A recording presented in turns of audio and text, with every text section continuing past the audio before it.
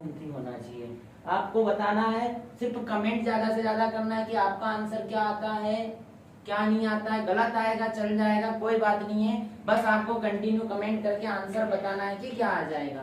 तो पहले तो सभी को जय हिंद भाइयों मेरी ओर से। आशा करता हूँ आपकी पढ़ाई अच्छी चल रही होगी और बाबा महाकाल की दुआ से आप सबका सिलेक्शन हो। ठीक है भाई, करते हैं स्टार्ट अपन। पहला ही क्वेश्चन है आपके पास, पहला ही क्वेश्चन है आपके पास कि महात्मा गांधी को सबसे पहले राष्ट्रपिता किसने कहा था। महात्मा गांधी को सबसे पहले राष्ट्रपिता की उपाधि किसने दी थी। पहला ऑप्शन है आपके पास रविंद्रनाथ टैगोर, दूसरा है सुभाष चंद्र बोस, तीसरा है पंडित जवाहरलाल नेहरू, चौथा है सरदार वल्लभ भाई पटेल। तो आपको बताना है कि महात्मा गांधी को सबसे पहले महात्मा गांधी या राष्ट्रपिता किसने कहा था। महात्मा गांधी को सबसे पहले राष्ट्रपिता किसने कहा था। पहला ऑप्शन है आपके पास रविंद्रनाथ टैगोर, पहला ऑप्शन है आपके पास रविंद्रनाथ टैगोर, दूसरा है सुभाष चंद्र बोस, तीसरा है जवाहरलाल नेहरू और चौथा है सरदार वल्लभ भाई पटेल। तो भाई फटाफट बता दीजिएगा क्या आंसर आ जाएगा इसका कि महात्मा गांधी को सबसे पहले राष्ट्रपिता किसने कहा था। तो कुछ लोग बता रहे हैं भाई ए ऑप्शन, कुछ बता रहे हैं बी ऑप्शन, है ना भाई। तो इसका आंसर हो जाएगा महात्मा गांधी को राष्ट्रपिता किसने कहा था, तो सुभाष चंद्र बोस ने कहा था। किसने कहा था, सुभाष चंद्र बोस ने कहा था। किसने कहा था महात्मा गांधी को राष्ट्रपिता, सुभाष चंद्र बोस ने कहा था। रंगून का जो सम्मेलन हुआ था या रंगून में जो आपकी संस्था वो एक चैरिटी हुई थी, वहां पे इनको सुभाष चंद्र बोस ने राष्ट्रपिता की उपाधि दी थी। बढ़ते हैं नेक्स्ट क्वेश्चन की ओर। यक्षगान, यक्षगान लोक नृत्य किस राज्य का है। आपको दूसरा क्वेश्चन है कि यक्षगान जो लोक नृत्य है वो किस राज्य में मनाया जाता है। तो बताइएगा भाई यक्षगान कहाँ पर मनाया जाता है, किस राज्य में यक्षगान मनाया जाता है। तो आपको बताना है, पहला ऑप्शन है आपका महाराष्ट्र, दूसरा कर्नाटक, तीसरा केरल और चौथा उत्तर प्रदेश। तो आप लोगों को कमेंट करके फटाफट बताना है भाई सभी लोगों को कि यक्षगान होता है वह लोक नृत्य किस राज्य में मनाया जाता है। तो बता दीजिएगा भाई क्या आ जाएगा इसका आंसर। तो इसका आंसर आ जाएगा भाई कर्नाटक। यक्षगान कहाँ पर मनाया जाता है, यक्षगान जो लोक नृत्य होता है वो कहाँ पर मनाया जाता है। तो किस राज्य में मनाया जाएगा भाई, वो कर्नाटक राज्य में मनाया जाएगा। कहाँ पर मनाया जाएगा, कर्नाटक राज्य में मनाया जाएगा। बढ़ते हैं नेक्स्ट क्वेश्चन की ओर कि संयुक्त अरब अमीरात की मुद्रा कौन सी हो जाएगी। संयुक्त अरब अमीरात की मुद्रा का नाम आपको बताना है। क्या बताना है भाई, तो बताइएगा भाई क्या आ जाएगा इसका आंसर कि संयुक्त अरब अमीरात की मुद्रा का नाम क्या है। पहला है आपका रियाल, दूसरा है दिहरम, तीसरा येन, चौथा टका। तो बताइएगा भाई कमेंट कर करके फटाफट कि महाराष्ट्र की मुद्रा जो संयुक्त राज्य अमीरात है इसकी मुद्रा का नाम क्या हो जाएगा। तो आपको संयुक्त राज्य अमीरात की मुद्रा का नाम बताना है। तो वहां पे जैसे अपने भारत में रुपया चलती है तो वहां पे कौन सी मुद्रा चलेगी। तो बहुत बढ़िया भाई लोग, क्या आ जाएगा इसका आंसर, तो इसका आ जाएगा देहरम। क्या चलती है वहां पर, वहां की मुद्रा को क्या बोला जाता है भाई, देहरम बोला जाता है। आई बात समझ में। बढ़े नेक्स्ट क्वेश्चन की ओर। तिब्बत में सांगपो कहलाने वाली नदी कौन सी है, यानी मतलब आपको बताना है कि किस नदी को तिब्बत में सांगपो के नाम से भी जाना जाता है। तो आपको ये बताना है ना। तो बताइएगा भाई क्या आ जाएगा इसका। पहला ऑप्शन है गंगा, दूसरा ब्रह्मपुत्र, तीसरा सिंधु, चौथा तीस्ता। तो आपको बताना है कि वह कौन सी नदी हो जाएगी जिसको तिब्बत में सांगपो के नाम से जाना जाता है। तो भाई फटाफट कमेंट कर दीजिएगा क्या आ जाएगा। कोई ये बता रहा है, कोई बी बता रहा है, और भी भाई लोग बताइएगा भाई। बी ऑप्शन, बी ऑप्शन बिल्कुल करेक्ट हो जाएगा कि ब्रह्मपुत्र नदी को तिब्बत में किस नाम से जाना जाता है, तो सांगपो के नाम से जाना जाता है। जो आपकी ब्रह्मपुत्र नदी है इसको तिब्बत में किस नाम से जाना जाएगा, तो सांगपो के नाम से जाना जाएगा। बहुत बढ़िया भाई Kushal Singh, Jyoti B option, Satish B option, बहुत बढ़िया भाई लोगों। बढ़ते हैं नेक्स्ट क्वेश्चन की ओर कि भारतीय अशांति का जनक, भारतीय अशांति का जनक किसे समझा जाता है या किसे कहा जाता है। भारतीय अशांति का जनक किसको समझा जाता है? आपको बताना है। पहला ऑप्शन है आपके पास अरविंद घोष, दूसरा बिपिन चंद्रपाल, तीसरा बाल गंगाधर तिलक, चौथा इनमें से कोई नहीं। तो आपको बताना है कि भारतीय अशांति का जनक किसे कहा जाता है? भारतीय अशांति का जनक किसे कहा जाता है? तो भाई करिएगा भाई कमेंट फटाफट। भारतीय अशांति का जनक किसे कहा जाएगा? बताइएगा भाई, भारतीय अशांति का जनक किसको कहा जाएगा? पहला ऑप्शन है अरविंद घोष, दूसरा बिपिन चंद्रपाल, तीसरा बाल गंगाधर तिलक, चौथा इनमें से कोई नहीं। तो बताइएगा भाई आंसर क्या आ जाएगा? तो इसका आंसर आ जाएगा भाई बाल गंगाधर तिलक। बाल गंगाधर तिलक को किस नाम से क्या माना जाता है? भारतीय अशांति का जनक माना जाता है। भारतीय अशांति का जनक कौन हो जाएगा आपका? बाल गंगाधर तिलक हो जाएगा। बढ़ते हैं नेक्स्ट क्वेश्चन की ओर भाई। छठा नंबर का क्वेश्चन है कि जलयान निर्माण में प्रथम एशियाई देश कौन सा है? मतलब जो आपके जलयान होते हैं इनका निर्माण करने में प्रथम एशियाई देश कौन सा हो जाएगा? तो आपको बताना है। पहला ऑप्शन है आपके पास चीन, दूसरा जापान, तीसरा भारत और चौथा नेपाल। तो आपको बताना है कि जलयान के निर्माण में प्रथम एशियाई देश कौन सा हो जाएगा? तो बताइएगा भाई क्या आंसर आ जाएगा?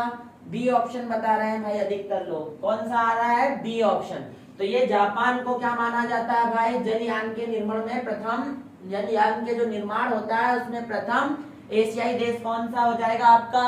जापान हो जाएगा। कौन सा हो जाएगा भाई लोगों? जापान हो जाएगा। कौन सा हो जाएगा? बहुत बढ़िया भाई। Rai star F, Satish Verma Japan, Jyoti B option बताया आपने, कुशाल सिंह जापान। बहुत बढ़िया भाई। बढ़ते हैं नेक्स्ट क्वेश्चन की ओर।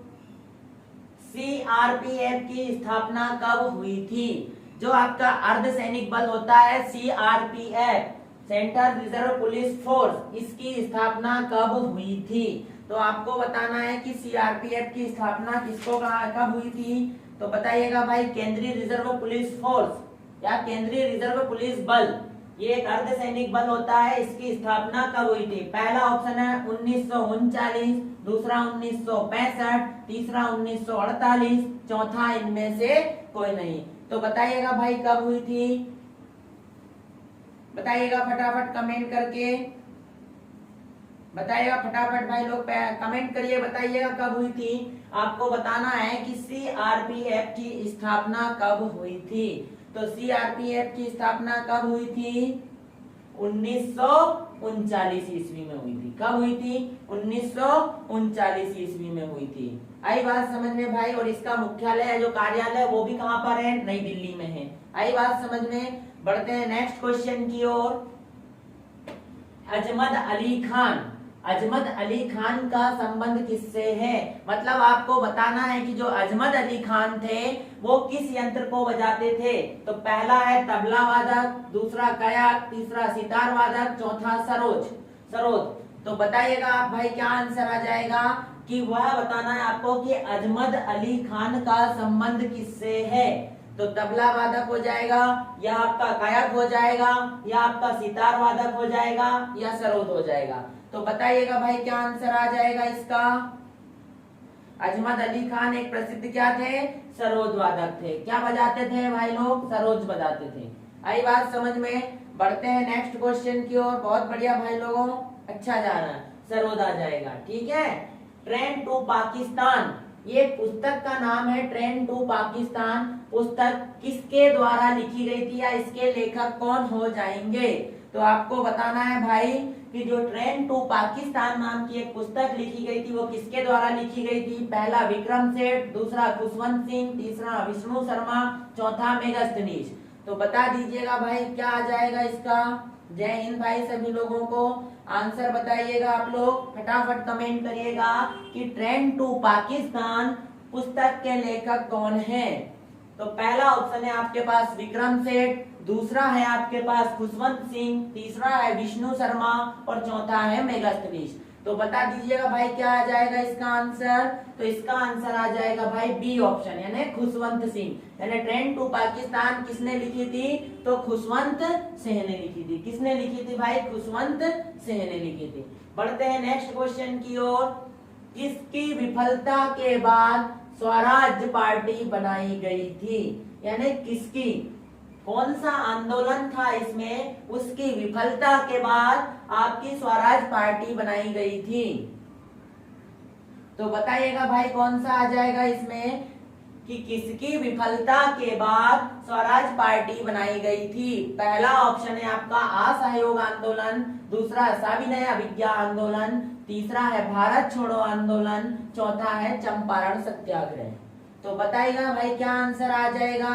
हॉस्टल वाले A option, Sachin Barot A option, Rai star FF A option, Nikita A, Jyoti A, Indian फौजी ए, सभी लोग मतलब ए ऑप्शन की ओर प्राथमिकता दे रहे हैं, ए ऑप्शन को प्राथमिकता दे रहे हैं। तो आपका आंसर क्या हो जाएगा? असहयोग आंदोलन की विफलता के बाद आपकी क्या बनी थी? स्वराज पार्टी की स्थापना हुई थी। आई बात समझ में भाई सभी लोगों को? तो क्या हो जाएगा? स्वराज पार्टी की स्थापना कब हुई थी? असहयोग आंदोलन के विफल होने के बाद आपकी स्वराज पार्टी की स्थापना हुई थी। बढ़ते हैं नेक्स्ट क्वेश्चन की ओर कि निम्नलिखित में से सही जोड़ा बताना है। आपको बताना है कि इनमें से सही जोड़ा कौन सा हो जाएगा। तो बताइएगा भाई क्या आ जाएगा? पहला है आपका असम, असम का ईटानगर, दूसरा है अरुणाचल प्रदेश, इसका है गुवाहाटी, तीसरा त्रिपुरा, त्रिपुरा का है अगरतला और नागालैंड का शिलांग। तो आपको बताना है भाई लोगों कि कौन सा जोड़ा सही है, ठीक है ना? तो आपको बताना है कौन सा जोड़ा इसमें सही है। तो बताइएगा भाई, फटाफट कमेंट करिएगा, चैनल को लाइक करते जाइएगा, शेयर करते जाइएगा और सब्सक्राइब भी करते जाइएगा। बताइएगा भाई फटाफट क्या आ जाएगा इसका आंसर? फटाफट बताओ भाई क्या आ जाएगा इसका आंसर? तो इसका आ जाएगा भाई त्रिपुरा, त्रिपुरा अगरतला। ये ऑप्शन आपका बिल्कुल करेक्ट आंसर है। आई बात समझ में भाई? ये आंसर आपका बिल्कुल सही है, ठीक है? क्योंकि देखो त्रिपुरा की राजधानी अगरतला है, असम की दिसपुर होती है, तो ये आपको यहाँ से बताना है। तो ये वाली त्रिपुरा की राजधानी क्या हो जाएगी? अगरतला हो जाएगी। बहुत बढ़िया भाई लोग, कुशाल भाई भग गए हैं आज। नेक्स्ट क्वेश्चन, भारत का संविधान सभा के स्थायी अध्यक्ष कौन थे? भारतीय संविधान सभा के स्थायी अध्यक्ष कौन थे? आपको बताना है कि भारतीय संविधान सभा के स्थायी अध्यक्ष कौन थे।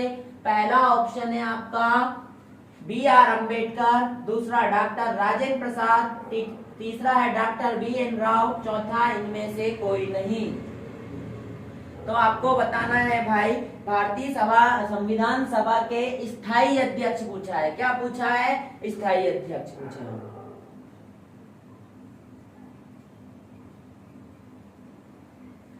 तो बता दीजिएगा भाई क्या ऑप्शन आएगा इसका? बी बता रहे हैं कि भारतीय संविधान सभा के स्थायी अध्यक्ष कौन हो जाएंगे? डॉक्टर राजेंद्र प्रसाद हो जाएंगे। कौन हो जाएंगे? डॉक्टर राजेंद्र प्रसाद भारतीय संविधान के स्थायी सदस्य थे, अध्यक्ष थे। B.R. अम्बेडकर क्या थे? ये थे संविधान सभा की सलाहकार सूची के अध्यक्ष थे। आई बात समझ में? उसके बाद था आपका क्या कि जो संविधान का निर्माता वो कौन था? भीमराव अम्बेडकर जी थे। कौन थे? भीमराव अम्बेडकर जी थे। तो आपसे पूछा गया था कि भारत की संविधान सभा के स्थायी अध्यक्ष कौन हो जाएंगे? तो डॉक्टर राजेंद्र प्रसाद हो जाएंगे। बढ़ते हैं नेक्स्ट क्वेश्चन की ओर। इंडोनेशिया का राष्ट्रीय खेल कौन सा है?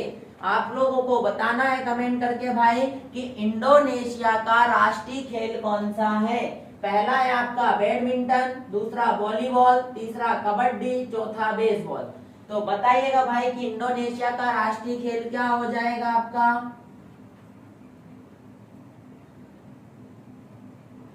भाई जानता हूँ राय स्टार एफएफ, मैं सबको जानता हूँ, सबके पर्चे हैं मेरे पास, कोई दिक्कत वाली बात नहीं है कि जो राय स्टार एफएफ है वो कुलदीप बना है। बहुत बढ़िया।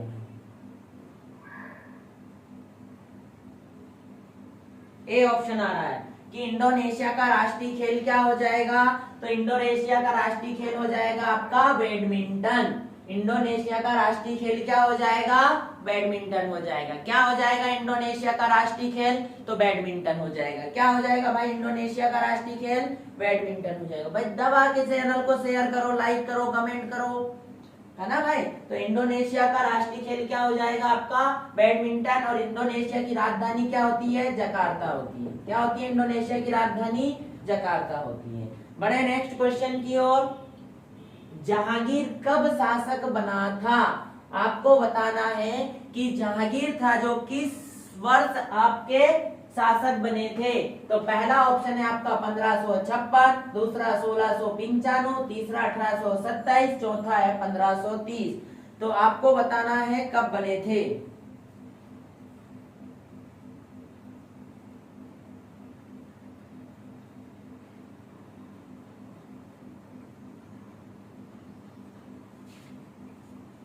एक ऑप्शन और इसमें जोड़ लीजिएगा, ई वाला, इनमें से कोई नहीं।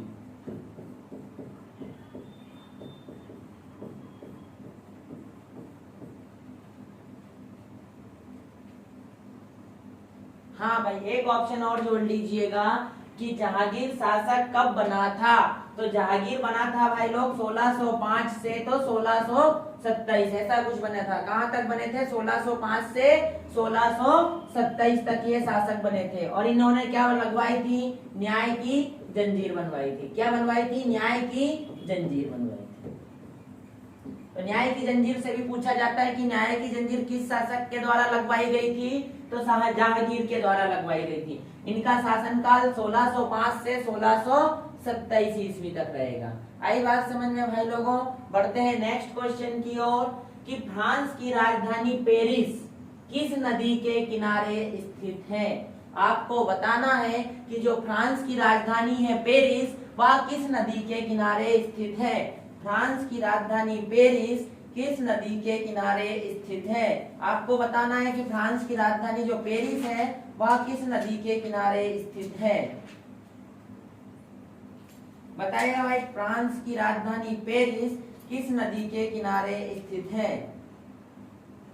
तो बता दीजिएगा भाई, फ्रांस की राजधानी पेरिस किस नदी के किनारे स्थित है। फ्रांस की राजधानी किस नदी के किनारे स्थित है।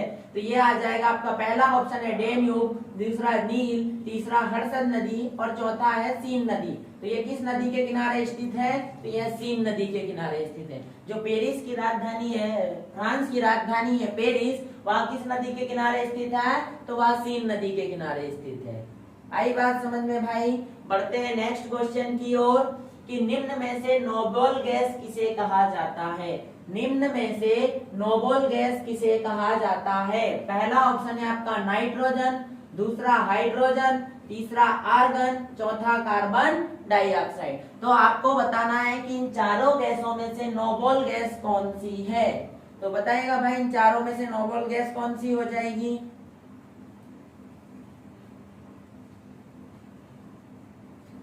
बताइएगा भाई फटाफट कमेंट करके कि निम्न में से नोबल गैस कौन सी है।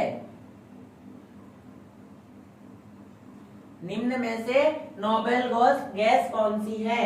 पहला नाइट्रोजन, दूसरा हाइड्रोजन, तीसरा आर्गन, चौथा कार्बन डाइऑक्साइड। तो बता दीजिएगा निम्न में से नोबल गैस कौन सी हो जाएगी।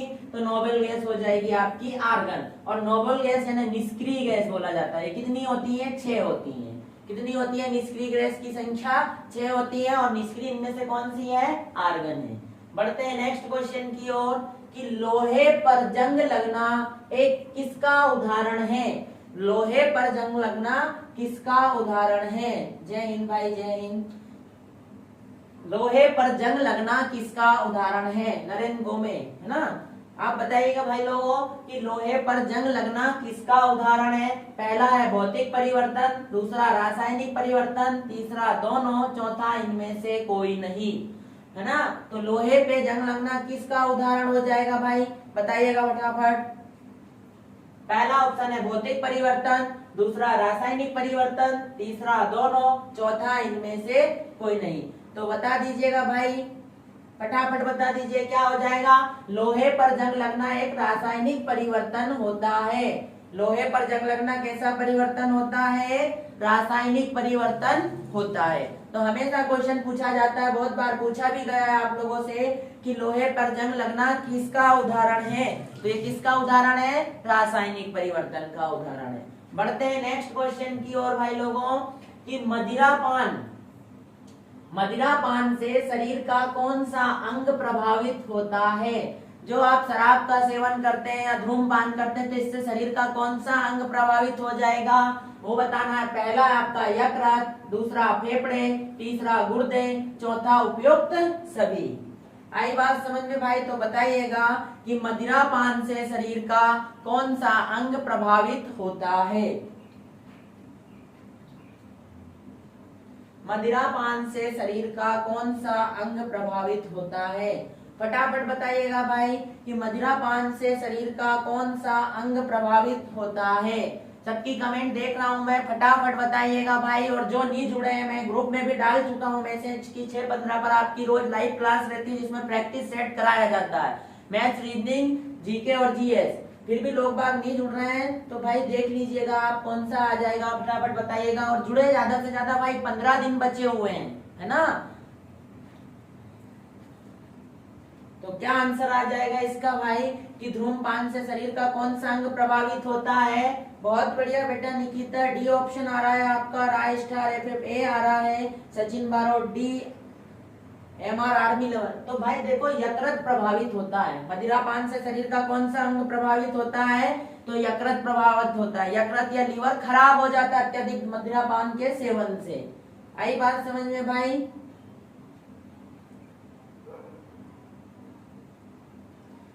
भाई ऑफलाइन वाला यार नंबर सेंड कर देना, मैं जोड़ दूंगा आपको ग्रुप में, है ना? ग्रुप में जोड़ दिया जाएगा।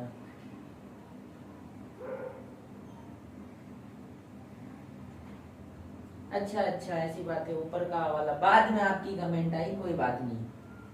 नेक्स्ट क्वेश्चन है आपका, तो क्या हो जाएगा? मदिरापान के सेवन से यकृत का अंग प्रभावित होता है, यकृत प्रभावित होता है। और यकृत शरीर की सबसे बड़ी क्या होती है? वजन के हिसाब से सबसे बड़ी ग्रंथि क्या हो जाएगी आपकी? यकृत हो जाएगी, याद रखिएगा भाई। बढ़ते हैं नेक्स्ट क्वेश्चन की ओर। जस्ते का महत्वपूर्ण अयस्क, जस्ते का महत्वपूर्ण अयस्क क्या हो जाएगा? तो आप लोगों को बताना है कि जस्ते का महत्वपूर्ण अयस्क क्या हो जाएगा। पहला ऑप्शन है बॉक्साइट, दूसरा केलोमाइन, तीसरा है मैग्नेटाइट, चौथा है उपयुक्त सभी। तो बता दीजिएगा भाई क्या हो जाएगा? बता दीजिएगा जस्ते का महत्वपूर्ण अयस्क कौन सा हो जाएगा आपका? फटाफट कमेंट करिएगा भाई, जस्ते का महत्वपूर्ण अयस्क कौन सा है? पहला हो गया आपका बॉक्साइट, दूसरा केलेमाइन, तीसरा मैग्नेटाइट, चौथा उपयुक्त सभी। तो बताइए भाई कमेंट करके फटाफट क्या आ जाएगा कि जस्ते का महत्वपूर्ण अयस्क क्या है? बताएं भाई फटाफट,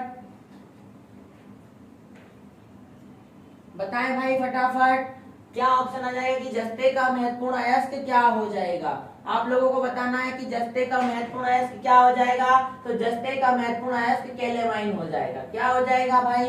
जिसका भी बी ऑप्शन था बिल्कुल करेक्ट आंसर था। जस्ते का महत्वपूर्ण अयस्क केलेमाइन होता है।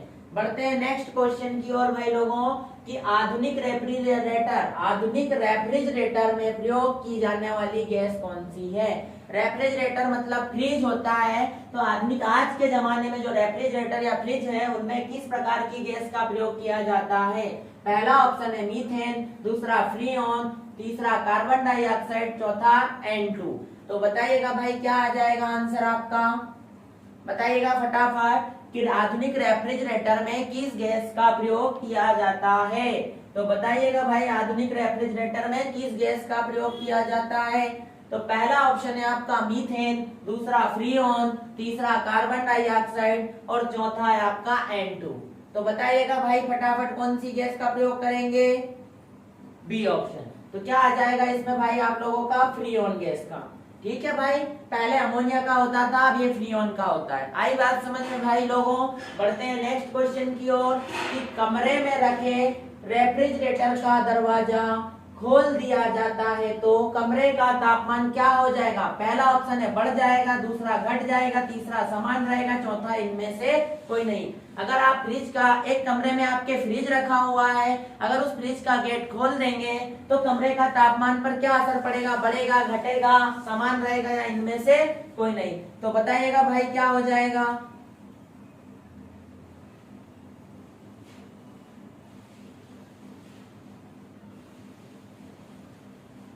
हाँ भाई अब अच्छे लिए ना। अब तो ना क्या है, पहले क्या था कि सब लोगों को रटा रटाया था। अब बता दीजिएगा भाई, कमरे में रखे रेफ्रिजरेटर का दरवाजा अगर खोल दिया जाता है तो कमरे का तापमान क्या हो जाएगा? बहुत बढ़िया निकिता, सी ऑप्शन आ रहा है आपका।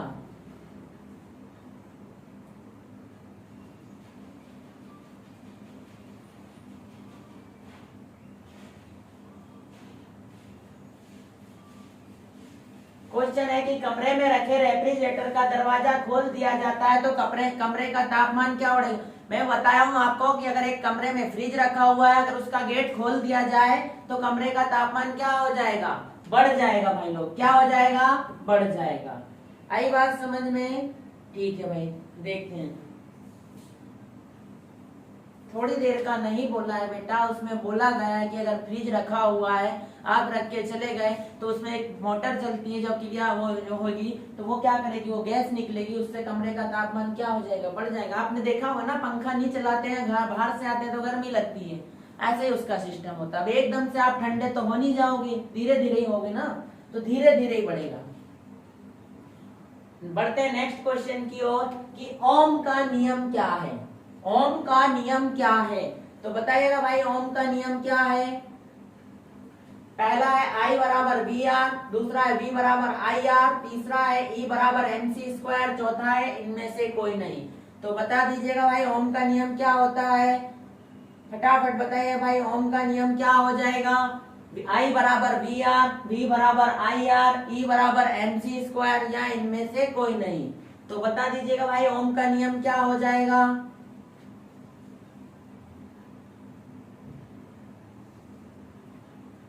कोई बता रहा है ए ऑप्शन, कोई बता रहा है बी ऑप्शन, है ना। प्रफुल्ल सिंह ने बी बताया है, Satish Verma B, Indian army B, Nikita Sharma A, Indian army para S फौजी ए ऑप्शन, है ना। तो जिनने भी बी ऑप्शन बताया है वो बिल्कुल करेक्ट आंसर है, और जिनने ए बताया वो गलत है। आई बात समझ में भाई कि ओम का नियम होता है V बराबर आई आर, V बराबर आई इंटू आर। बहुत बढ़िया भाई प्रफुल्ल सिंह। बढ़ते हैं नेक्स्ट क्वेश्चन की ओर। वायु क्या है? जो आपकी ये वायु है वो क्या है? पहला ऑप्शन है आपका यौगिक, दूसरा मिश्रण, तीसरा तरल पदार्थ, चौथा विलयन। तो आपको बताना है भाई लोगों कि आपका जो है वायु किस प्रकार का है, यौगिक है या मिश्रण है या तरल पदार्थ है या विलयन है। तो बता दीजिएगा भाई, क्या है वायु? फटाफट कमेंट करिएगा कि वायु क्या है, यौगिक, मिश्रण, तरल पदार्थ या इनमें से कोई नहीं। तो बता दीजिएगा भाई। अजय गिरी का आया B option, Nikita Sharma B option, और भी भाई लोग बताइएगा भाई क्या आ जाएगा? बी ऑप्शन, है ना। तो वायु क्या है? विभिन्न गैसों का मिश्रण होती है। वायु क्या होती है? देखो, वायु में ऐसा तो है नहीं कि बस कार्बन डाइऑक्साइड रहेगी, ऑक्सीजन भी होती है, कार्बन डाइऑक्साइड, कार्बन मोनोऑक्साइड सब होता है। तो क्या आंसर आ जाएगा इसका? बी आ जाएगा। तो वायु क्या है? वायु विभिन्न गैसों का मिश्रण होती है। बढ़ते हैं नेक्स्ट क्वेश्चन की ओर कि लोहे के जंग का सूत्र, लोहे में जो जंग लगती है उसका सूत्र क्या हो जाएगा? तो आपको बताना है लोहे का जंग का सूत्र। तो पहला ऑप्शन है Fe2CO3, दूसरा है Fe3O4, तीसरा है FeS2, इनमें से कोई नहीं। तो बताइएगा भाई, लोहे में जंग लगने का सूत्र क्या होता है?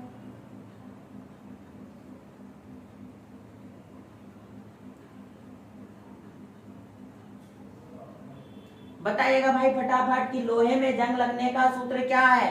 Fe2O3, Fe3O4, FeSO2 या कोई नहीं। तो बताइएगा भाई कौन सा ऑप्शन आ जाएगा? कोई बता रहा है राय स्टार एफ बी ऑप्शन बताया आपने, डियर वर्दी ए ऑप्शन बताया, इंडियन पैरा एस ए बताया, निकिता शर्मा ए, ज्योति लवन सी ए, पीयूष पी सेन सी, MR बी। तो इसका सूत्र क्या हो जाएगा भाई?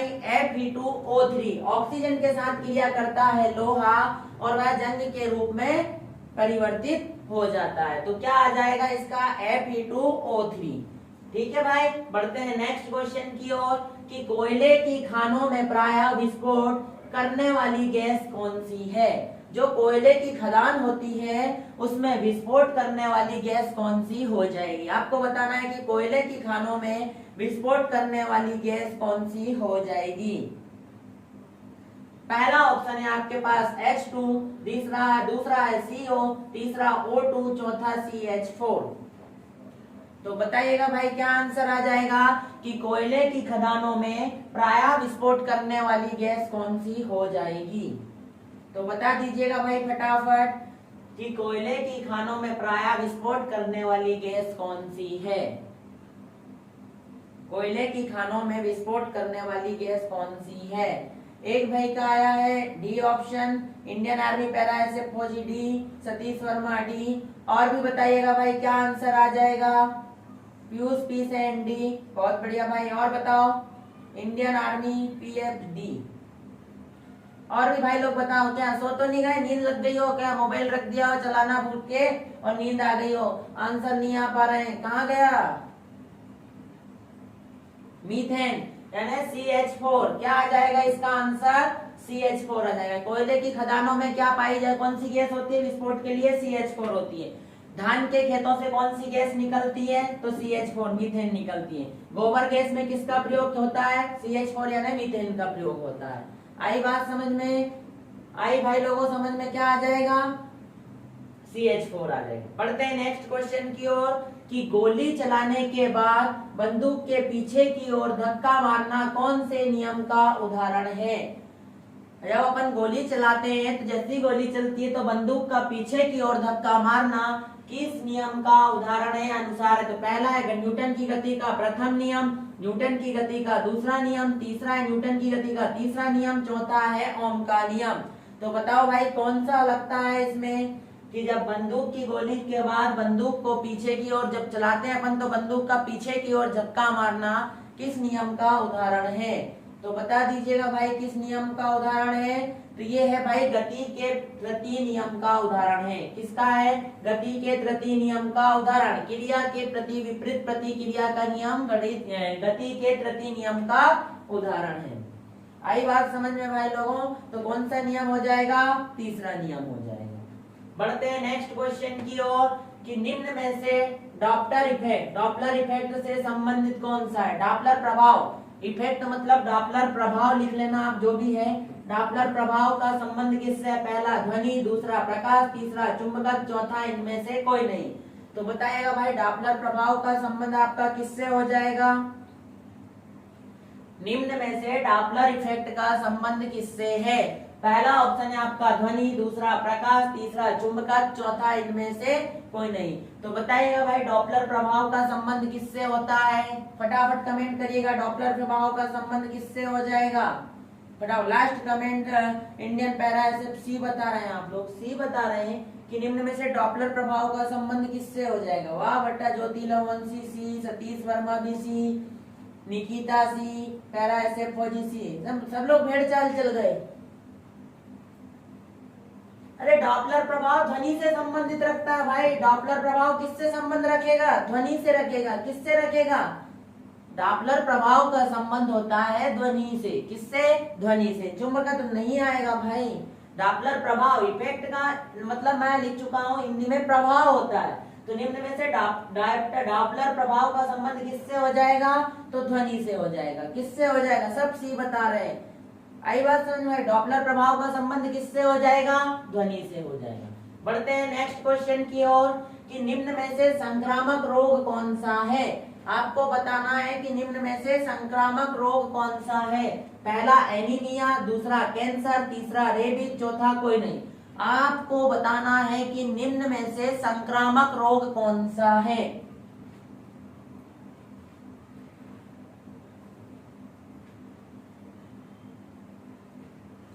डॉपलर मतलब होता है भाई मूल आवृत्ति और जो अपनी आवृत्ति रहती है इसका कम ज्यादा होना। तो डॉपलर प्रभाव का संबंध उसी से हो जाएगा। किससे, ध्वनि से। संक्रामक रोग का संबंध किससे, कोई ए बता रहा है, कोई बी बता रहा है, क्या नहीं ए बता रहा है, कोई रेबीज बता रहा है। और भी बताओ भाई, ज्योति लवंशी सी बताया, और बताओ Nikita C, Rai star FF rabies, Kushal Singh rabies. तो भाई संक्रामक रोग कौन सा होता है, रेबीज होता है। कुत्ते के काटने से रेबीज की बीमारी, तो संक्रमण ही तो फैला रहा है वो आपका। तो संक्रामक रोग कौन सा हो जाएगा, रेबीज, जिसकी लार से फैलती है, कुत्ते के काटने से होती है। आई बात समझ में भाई। बढ़ते हैं नेक्स्ट क्वेश्चन की ओर। वन संपदा को क्या करना चाहिए? पानी देना चाहिए कि लगाना चाहिए कि जलाना चाहिए कि बचाना चाहिए? सारे ऑप्शन एक से बढ़ के एक है, बताइए भाई। वन संपदा को क्या करना चाहिए? पानी देना चाहिए, लगाना चाहिए, जलाना चाहिए या बचाना चाहिए? बताइएगा भाई, फटाफट बताइएगा कि वन संपदा को क्या करना चाहिएगा। लास्ट क्वेश्चन था आपका सचिन बारोट, इसके बाद से बताइएगा डी वाला, है ना। निकिता डी ऑप्शन लेके बता रही है, Raistar F D, Indian army D. आपको बताना है कि वन संपदा को क्या करना चाहिए? पानी देना चाहिए, लगाना चाहिए कि जलाना चाहिए या बचाना चाहिए? तो क्या आ जाएगा इसका भाई कि बचाना चाहिए। क्या करना चाहिए? वन संपदा को बचाना चाहिए। आजकल के जमाने में बहुत सारा कट रहा है, पेड़ पौधे बहुत काट रहे हैं, तो आपका क्या आ जाएगा? बचाना चाहिए। बहुत बढ़िया भाई करण ठाकुर जी, आज काफी दिनों के बाद जुड़े हैं आप। तो वन संपदा को क्या करना चाहिए? बचाना चाहिए। नेक्स्ट क्वेश्चन है आपका कि इनमें से प्राथमिक सेल का उदाहरण बताना है आपको। बताना है इनमें से, ये 4 सेल हैं, 3 सेल है, जो भी है इसमें से आपको प्राथमिक सेल का उदाहरण बताना है। पहला है वोल्टी सेल, दूसरा लेक्लांसी सेल, यहाँ पे सेल है, कोशिकाएं लिख दिया उसने, सेल हो जाएंगे, ठीक है। यहाँ से डेनियल सेल, चौथा ये सभी। तो आपको इनमें से प्राथमिक सेल बताना है आपको। तो प्राथमिक सेल कौन से हो जाएंगे? बताइएगा भाई फटाफट कि निम्न में से प्राथमिक सेल का उदाहरण कौन सा है? कौन सा है भाई इनमें प्राथमिक सेल? बताओ भाई फटाफट। लास्ट सचिन बारोट के बाद वाले आंसर बताओ कि इनमें से प्राथमिक सेल का उदाहरण कौन सा हो जाएगा। आपको बताना है प्राथमिक सेल का उदाहरण। पहला ऑप्शन है वोल्टी सेल, दूसरा लेक्लांसी सेल, तीसरा डेनियल सेल, चौथा सभी। तो बताइएगा भाई क्या आंसर आ जाएगा? फटाफट बताओ भाई क्या आंसर आ जाएगा कि निम्न में से प्राथमिक सेल कौन कौन से? प्राथमिक सेल का मतलब कि जिनको एक ही बार उपयोग में लाया जाता है। तो क्या हो जाएगा भाई? तो ये सारे हो जाएंगे, ये सभी जिसका होता है। डी ऑप्शन बिल्कुल करेक्ट आंसर था कि निम्न में से प्राथमिक सेल का उदाहरण क्या है? तो सारे ही प्राथमिक सेल हैं। आई बात समझ में भाई। बढ़ते हैं नेक्स्ट क्वेश्चन की ओर। आपसे पूछा गया है कि 64, 72, 48, 24 का एलसीएम ज्ञात करो।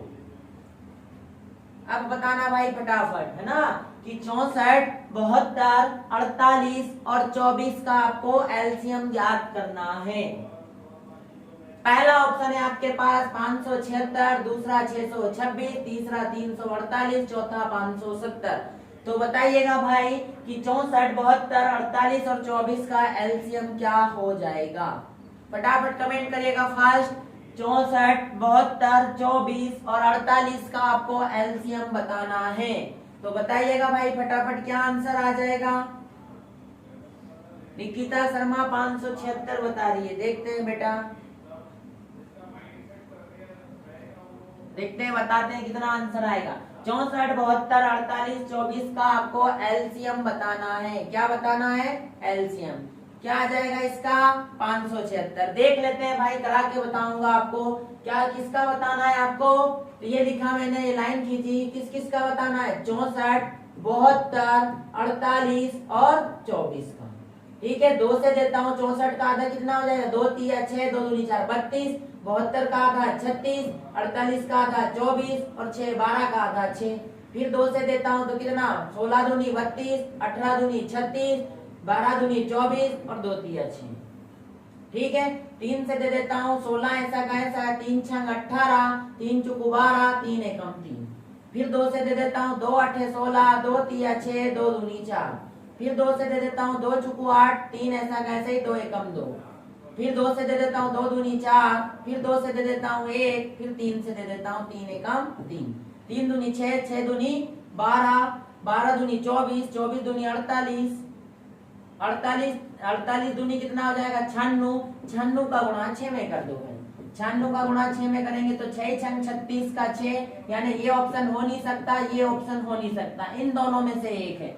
6 6 36 का 6, हासिल का 3, 9 6 का 54, 55 56 57। तो कितना आ जाएगा भाई लोगों? जिसका भी 576 आया है वह बिल्कुल करेक्ट आंसर आया है। है ना। तो आपको पूछेगा कि 64, 72, 48 और 24 का एलसीएम कितना हो जाएगा, तो 576 हो जाएगा। बढ़ते हैं नेक्स्ट क्वेश्चन की ओर कि 0.5, 0.05 और 0.005 का मान बताना है। पहला ऑप्शन है 0.825, दूसरा 0.555, तीसरा है 0.155 और चौथा है इनमें से कोई नहीं। तो बताइएगा भाई क्या आंसर आ जाएगा। इन सबको जोड़ेंगे तो फटाफट कमेंट करके बताओ, इन सबको जोड़ेंगे तो क्या आंसर आ जाएगा। सतीश वर्मा बी ऑप्शन बताया है ऑप्शन बी भाई। और बताओ भाई फटाफट कि 0.5, 0.5 और भी लोग बताइएगा भाई कितना आ जाएगा। ज्योति लवंसी भी, सचिन बारोट भी, कुशाल सिंह भी, और कहा चले गए, सो गए। B option, B option Manoj Sagar, बहुत बढ़िया भाई। कुशाल सिंह, इंडियन फौजी बी। तो भाई जब आप लोगों ने बी बताया सबने, तो मैं भी मान लेता हूँ बी हो जाएगा। मैं क्यों नहीं मानू, मान लेता हूँ बी हो जाएगा। गणित में मान नहीं तो रहता। जिसका भी बी है बिल्कुल करेक्ट है। जोड़ना कैसे है, ये 0.5। अब पॉइंट के नीचे एक संख्या है तो एक संख्या इसके बाद बढ़ती जाएगी। कैसे, फिर है 0. क्या है आपके पास 0.5, फिर है 0.005। इन सबको प्लस करना है। देखो 5 का 5, 5 का 5, 5 का 5, ये 0.555। तो यानी बी ऑप्शन था जिसका वो बिल्कुल करेक्ट आंसर था, है ना। और क्या बात है, हंसी आ रही है बेटा, हंसी आ रही है। पैरासीटामोल लेना पड़ेगा आपको भी।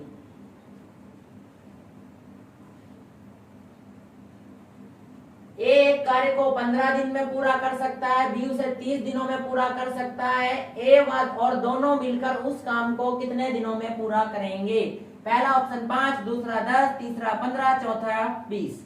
तो बताइएगा भाई कि एक कार्य को 15 दिन में पूरा कर सकता है, बी उसी काम को 30 दिनों में पूरा कर सकता है। ए और बी दोनों मिलकर उस काम को कितने दिनों में पूरा करेंगे। तो बताइएगा भाई कितने दिनों में पूरा करेंगे। ये अब दूसरा बंदा सा, अरे बाप रे, बंदा बड़ा तेज है। मनोज सागर 15, बहुत बढ़िया भाई। और भी बताओ भाई फटाफट। Nikita Sharma 10, Indian army CF 15, Manoj Sagar 15। बताओ और भी बताओ भाई। ज्योति लवंसी 10, बाप रे बाप।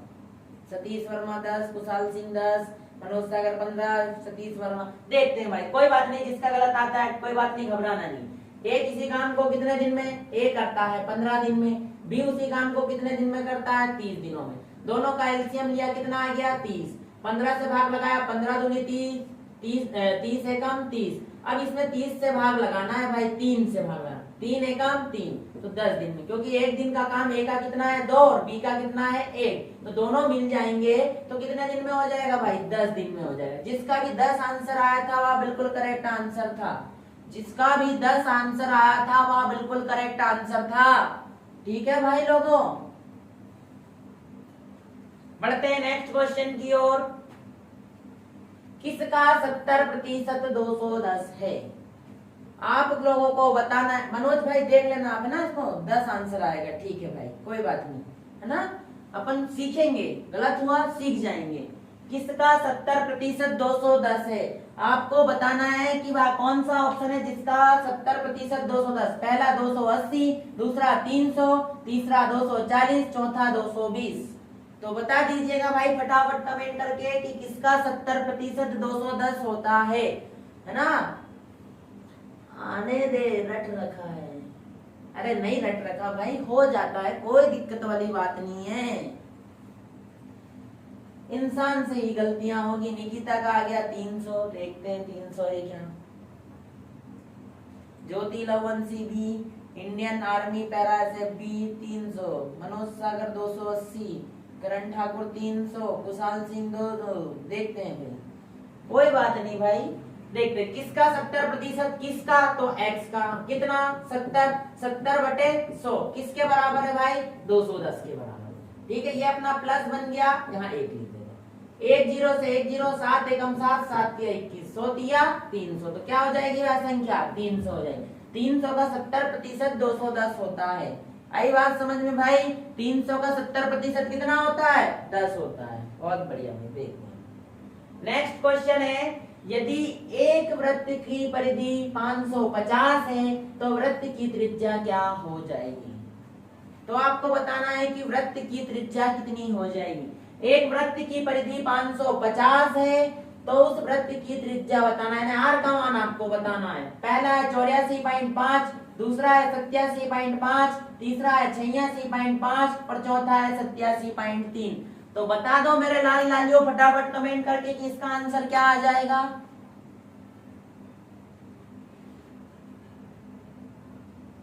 तो बता दो भाई इसका आंसर क्या आ जाएगा कि एक वृत्त की परिधि 550 मीटर है तो उस वृत्त की त्रिज्या कितनी हो जाएगी। इंडियन आर्मी पैरा से बी बता रहा है, सतीश वर्मा 87.5 बता रहा है। ठीक है भाई, देखते हैं 2 लोगों का आया। और भी बताओ भाई फटाफट करके, और भी लोग बताओ फटाफट भाई, लोग क्या आंसर आ जाएगा। सतीश वर्मा भी, मनोज सागर 85.5। ठीक है, देखते हैं। और कहाँ चले गए, गायब हो गए क्या? 87.5। निकिता, ज्योति जुड़ी हुए थे, इनका आंसर नहीं आया अभी तक, देख लो भैया।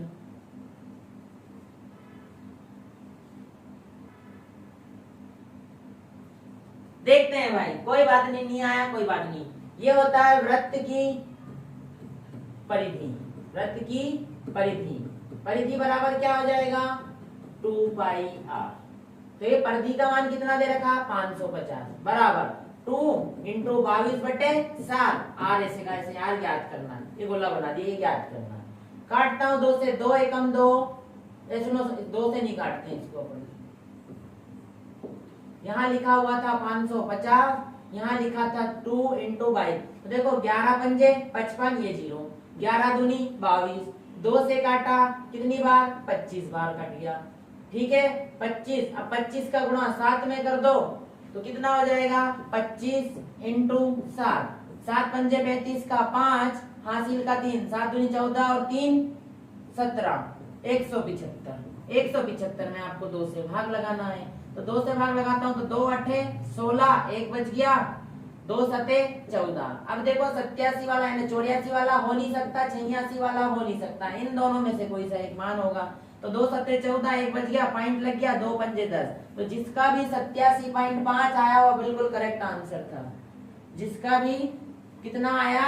87.5 आया, वह बिल्कुल करेक्ट आंसर था। बढ़ते हैं नेक्स्ट क्वेश्चन की ओर कि एक दुकानदार अपनी वस्तु को 240 रुपए में बेचता है, उसे 20% की हानि होती है। यदि वह इसे 10% के लाभ पर 10% के लाभ पर बेचे तो इसका विक्रय मूल्य क्या हो जाएगा? पहला ऑप्शन है 300, दूसरा 400, तीसरा 330, चौथा है 500। तो पहला 300, दूसरा 330, तीसरा 400, चौथा 500। तो बता दीजिएगा भाई कितना आंसर आ जाएगा। हाँ बेटा निकिता 87.5 है ना, कि एक दुकानदार अपनी वस्तु को 240 रुपए में बेचता है तो उसे 20% की हानि होती है। यदि वह इसे 10% के लाभ पर बेचे तो उसका विक्रय मूल्य बताना है आपको। पहला ऑप्शन 300, दूसरा 330, तीसरा 400, चौथा 500। बता दीजिएगा क्या आंसर आ जाएगा। हाँ, एक भाई का आया 500। बहुत बढ़िया भाई, देखते हैं भाई। Nikita Sharma 330, Indian army para 330, B option. बहुत बढ़िया भाई। और बताओ भाई, और भी बताइएगा कितना आंसर आ जाएगा। और कहाँ चले गए, सो गए क्या? BSF, Indian army para BF. ठीक है, सतीश वर्मा 330, राइट है 300। एक दुकानदार, देखो भाई ये प्लस हो गया, दोनों में लाभ हानि दोनों हो रहा है। बेचने पर 20% की हानि यानी 80 का मान 240। अपन को क्या बताना है? 10% लाभ पर, तो 10% लाभ मतलब 110 x बताना है। 1 0 से 1 0, 8, 2 से काटता हूँ, 2 चुकू 8, 2 एकम 2, 2 दूनी 4, ये 0, 4 तिया 12, 30 का गुणा मैं 11 में करूंगा तो 11 तिया 33 और ये 0 ऐसा। तो क्या आंसर हो जाएगा इसका? 330 आंसर हो जाएगा। क्या हो जाएगा भाई लोगों इसका आंसर? 330 हो जाएगा।